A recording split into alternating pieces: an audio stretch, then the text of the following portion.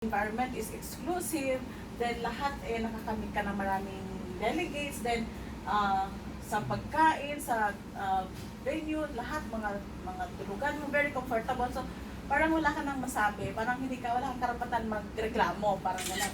So, parang yung feeling mo na parang kailangan kong magtrabaho. Parang yung nagde-drive sa'yo, parang yun palang nagawa mo, nakatravel ka na. So parang more ka na encourage na mag-work.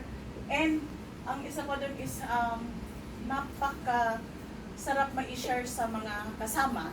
Kasi alam nila na pwede pala. Hindi yung sinasabi lang lagi na may travel, na hindi nila alam kung paano. So at least ngayon, mapakikita natin sa kanila na talagang meron at madali lang nilang gawin. So, share mo lang para at least lalo silang ma-encourage din na mag-work, gawin din yung ginagawa po natin. So,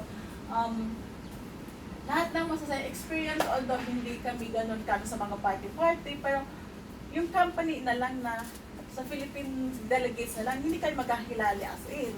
So, parang nabuild namin, in a day lang, parang kami magkakapamilya na kung saan ang isa, lang pupunta, parang lumalabas yung parang natural na namin sa parang walang tinatago at if magkakilala kami lahat na agad. So, yun ang magandang experience na sana next year mas marami tayong pumunta.